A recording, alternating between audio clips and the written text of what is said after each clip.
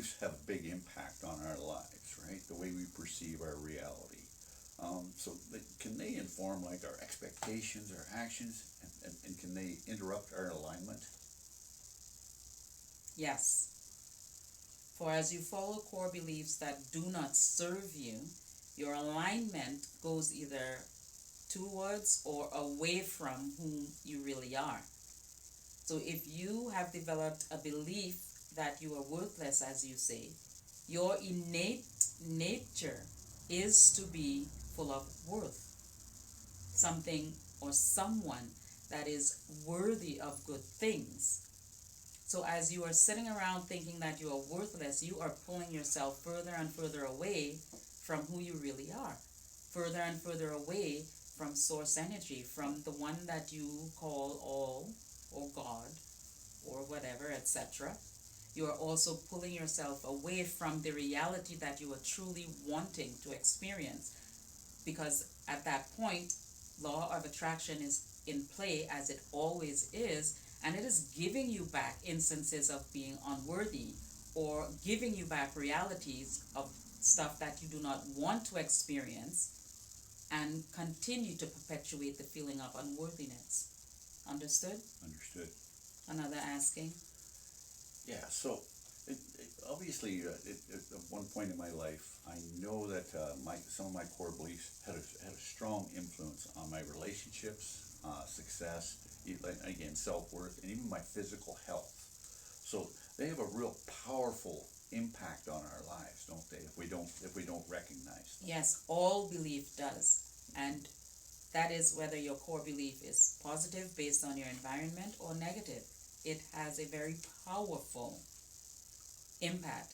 If your core belief, as you call it, is one that is in alignment with whom you really are, you were taught that you had that self worth that you talk about, that money is something that you should have, that it is always around, that it is easy, it comes to you easily.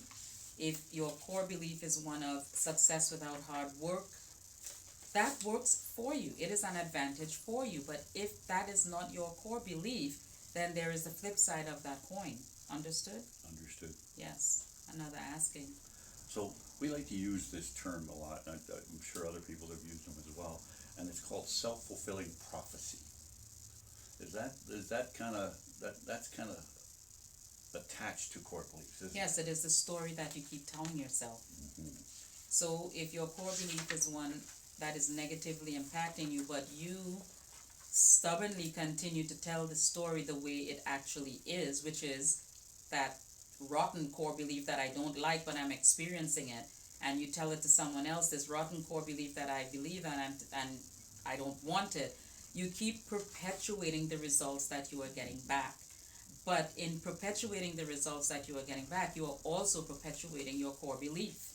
So it is like what you would consider to call a hamster wheel. You can't get off of the hamster wheel, because the core belief perpetuates the reality, and the reality perpetuates the core belief. Understood?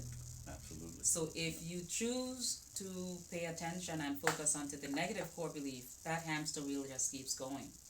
But if at some point you decide to shift focus, what happens is, as that hamster wheel is going this way and you've decided to shift focus, this is what happens. It slows down. That negative core belief slows down, slows down, slows down. And then eventually what happens is that wheel stops, which is your negative core belief.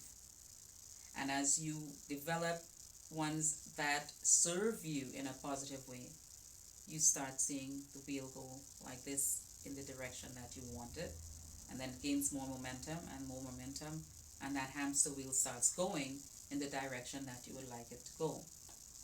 That's how you change that core belief. Another asking. So, how do we identify core beliefs? Is it like there's got to be a way for us to just be able to say, okay, I understand this is a core belief now, and I want to do something about it. When the reality that is being presented to you, when the emotions that you're feeling around a situation is so intensely bad or negative, as you may say, Mm-hmm. that you cannot stand it anymore, that is when the understanding of this thing isn't serving me anymore, I need to turn it around. And in the realization that there is a needing to turn things around, you now then have set that hamster wheel on a different course. Understood? Absolutely. Another asking. So I just want to clarify. So for me, if I'm telling myself a story and it makes me feel like crap, I have to understand that that's probably a story that I need to work on. Absolutely. For we would say to you, when you say it to yourself, those of you who are at that point in your life right now, knowing that you're in a situation that you do not like, when you say to yourself, I feel like crap, observe what happens in your reality after that statement is said. Observe the little things that happen. You may stub your toe. You may break a glass. The weather may change. Everything to make you feel like crap will happen. Everything, whether it's in a small way or a big way, something happens to make you feel like crap.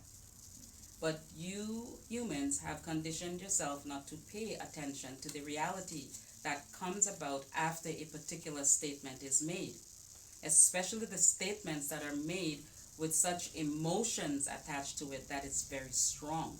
Pay attention, and you will know that that thing did not serve you. That statement did not serve you.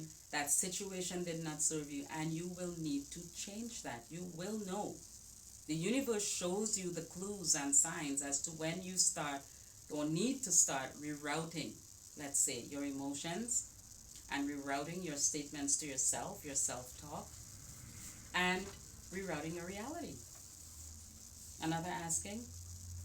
So if we identify a core belief, just because we identify it one time doesn't mean that we're done with it. That's right. Eh? Well, you called it core. Mm-hmm. So which means it is deeply rooted. It is default.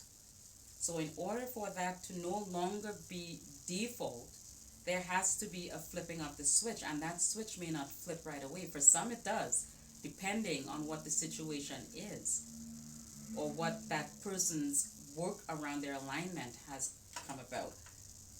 But usually it takes a little bit of work, not a lot, for as you start thinking there is a lot of work that needs to be done, then you are actually, in reality, assigning yourself to a lot of work to flip that switch. Okay. So there is just a little bit of work that needs to be done. And as you consciously say to yourself, this is something that I recognize that is not serving me, and I just need to do a little bit of a switch in my thinking. That little switch comes about sometimes with you recognizing it, sometimes with you not recognizing it, but it happens. And then eventually, if it is done long enough, your default is the new idea. But you do have to pay attention to your alignment. Alignment is the key in changing a core belief.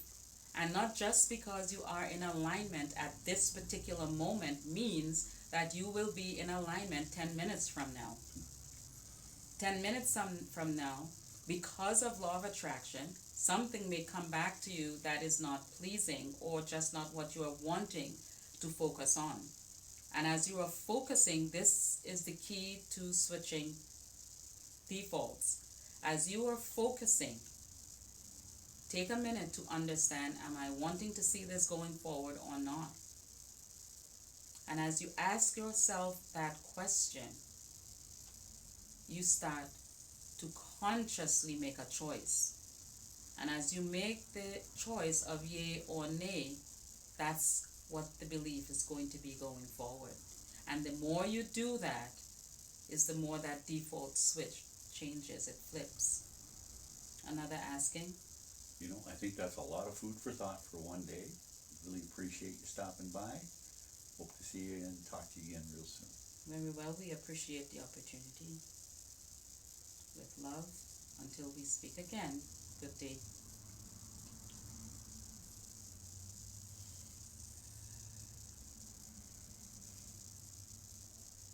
Welcome back. That was a lot of information.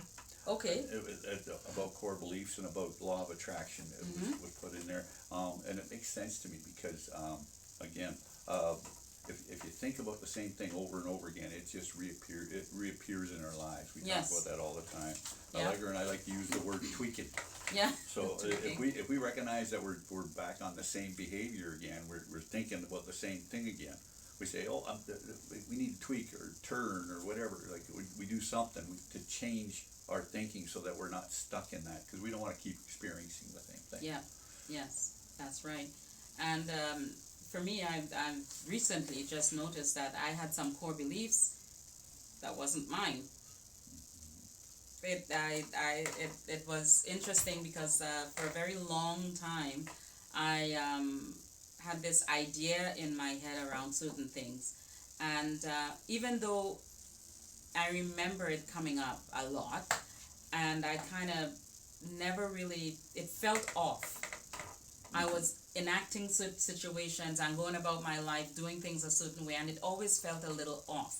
Like it shouldn't be this way. But then I recognized just recently that those beliefs that I had, the reason why it didn't feel as if it belonged where I was putting it, it was because it wasn't my belief. It was someone else's that I had adapted at a young age, and deem it as this is the way it should be.